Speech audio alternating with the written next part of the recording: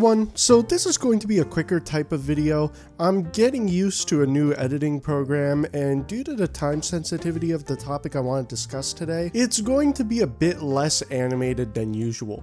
But FNAF Help Wanted 2 is so much better than I was anticipating it to be. This is probably the most fun I have had with a FNAF game since the last Help Wanted game, but this one is so much more engaging than the first one. I don't know if this will be as much of a hot take compared to that time I defended Sister Location, but the amount of creative liberties they took with this game helped it immensely, and I actually prefer it over what I initially thought the game was supposed to be. Side note, there will be spoilers. For those out of the loop, FNAF Help Wanted 2 is the sequel to Steel Wool's last VR game Help Wanted, which consists of multiple VR recreations of old FNAF games, most notably FNAF 1, 2, and 3. It also included some other fun minigames, like the remixed FNAF 4 mode, parts and service minigames, and other routine maintenance minigames which had a FNAF twist to them. While this game was pitched as primarily a VR recreation of the last few FNAF games, I'm pretty sure most people who watched or played this game remember it for those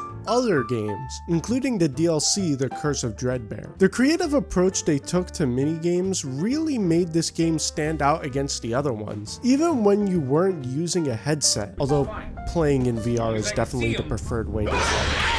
Although this felt more like a one-off game in the series, especially after Security Breach came out. It felt like this was a one-and-done special game that they would never attempt again, but we were proven wrong in the summer when Help Wanted 2 was announced. Now, based on a lot of the branding and advertising around this game, it really made it seem like it was going to focus on the other FNAF games that Steel Wool didn't get around to recreating the first time. And it's kinda like that. Let me explain. One thing that was weird about FNAF Help Wanted 1 is how they included Sister Location stuff, but didn't really go all the way with it. Like, as much as people seem to hate this game, the multiple tasks you do in it would have translated perfectly to Help Wanted 1, but all they really did was like the Foxy Auditorium. The other Funtime animatronics were remixed into FNAF 4 of all things, and this game proves that by recreating those Sister Location games and including them in their own folder. However, compared to the rest of the game now, these mini-games do seem a bit out of place. Don't get me wrong, this was my favorite part, but like the rest of the game really leans into the Pizzeria Sim and Security Breach side of FNAF games for their theming. And to be honest, I really like it.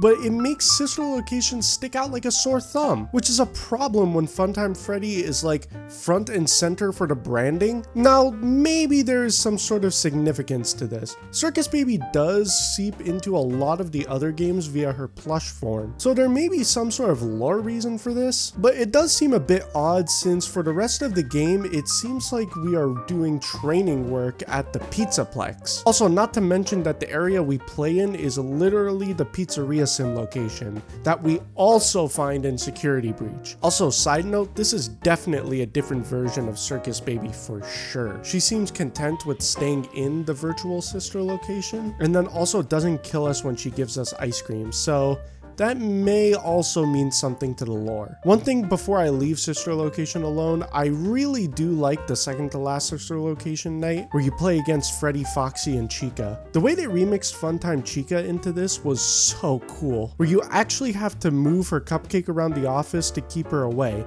Yeah, I know the same thing could have been done in something like Click Team Fusion, but handling it in VR was really cool. But yeah, Sister Location doesn't blend in as well as the other games, but these other games! For the rest of these, they decided to go the route of making entirely new mini-games themed around doing routine maintenance or testing machines in the games. And not gonna lie, I kinda prefer these compared to the way they did Sister Location and the other game recreations in Help Wanted 1. It's probably a me thing, but FNAF Help Wanted 1 and quite a bit of Sister Location and Help Wanted 2, except for Ballora's minigame, was fairly easy due to my experience with the franchise. I basically knew how these games worked functionally before I even started playing them, whereas these new ones work entirely differently. Now, these games do tell you how the games play, but familiarity is completely stripped out, which lends itself to the scariness factor. Also, the instructions aren't really that good, I feel like a lot of information was left out most of the time. Most of these game modes themselves don't really seem scary on their own, but everything surrounding them, especially if you mess up, does. Like if you fail the Staffbot makeup minigame, they will lurk in the shadows with red eyes, which is creepy. Or whenever Chica stalks you while you're working at the food booth, that's creepy. Or when the Staffbots meet you at your office door, that's creepy. By the way, the soda minigame sucks, but stuff like the Glamrock Freddy repair, the Roxanne Wolf makeup game, and even stuff like the DJ Music Man game were done so well that it really made me feel like a Freddy Fazbear employee. And DJ Music Man is huge, oh my god. If I have any complaint about this game, aside from Sister Location's confusing inclusion and the soda minigame, it would be the lore and story ending payoffs. Not necessarily how you get there, that was amazing. Collecting special items, uncovering special game modes inside the games, and also figuring out that you were wearing a Vanny mask for the first half of the game is super cool.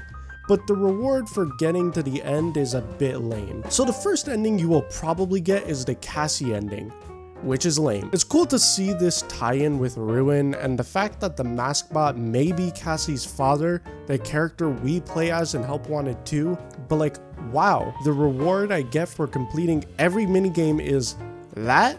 That's lame. Help Wanted 1 gave us at the very least the glitch trap ending, which had a lot more significance lore-wise. This doesn't really hit the same way. And then there is the second ending. The beginning is cool, basically being a VR recreation of Princess Quest, very reminiscent of something like Ancient Dungeons VR. But then we get to the next part, which is just Vanny squashing glitch trap.